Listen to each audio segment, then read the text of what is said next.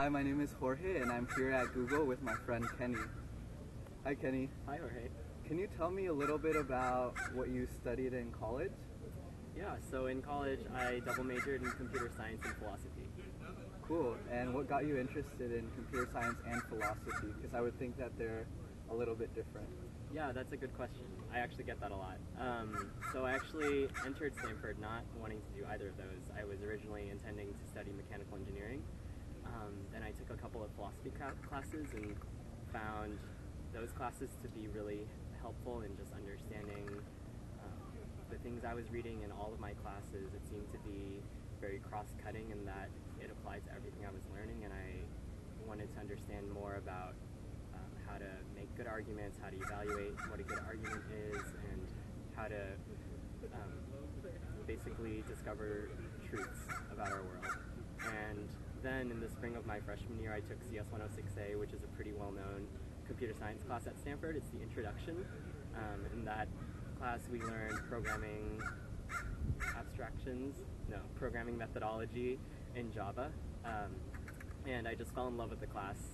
We learned to program with Carol the robot, which was a really fun introduction to the world of computer science. I had never taken a CS class before, and I had always thought that CS was just making websites and understanding languages, but it's so much more than that. It involves problem solving, thinking efficiently, thinking from the perspective of multiple people, such as the user, and kind of just exploring the interactions that happened behind the scenes in code, as well as the front-facing interactions that happen between people and the code.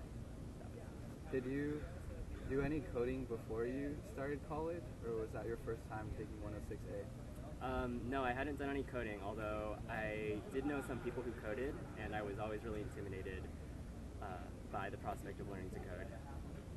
And how did you feel the learning process was? Was there a steep learning curve? How do you feel about your coding abilities now and how far you've come? I think that in the beginning, it was pretty easy to pick up, and oddly, it gets hard sometimes, and then it gets easy, and I've learned that there are a lot of little corners of computer science that are pretty challenging, but once you get through those hurdles, and you're able to pick up those concepts, you're able to do a lot of cool things with it, which makes it a lot of fun, and in turn, a little bit easier to get through. And do you apply any of the things you learn in school to what you're doing now? Yeah, definitely. So now that I work at Google, we focus a lot on efficiency of our code, as well as style of code, and I've definitely learned a lot of that while I was studying computer science. Can you talk a little bit more about your role and what you do? Yeah, so I'm a back-end engineer here, which means that I work on things that happen behind the scenes as opposed to front-end engineers that work on code that users get to see. But I kind of like work underneath the hood of the code. Cool. And what would you say your favorite Google perk is? Ooh, that's a tough one. Aside from the free food, I think it'd have to be all of the learning opportunities that they have here, not just in the job, but outside of the job. So Google makes a big effort to reimburse us for education expenses. So I'm actually able to do my master's part-time now, and Google reimburses us up to 2/3 of that. They'll also reimburse us for non-academic classes such as cooking classes or language classes. I've also been taking like athletic classes on campus, which has been a really nice break from the workday and helps me stay healthy and happy. Awesome.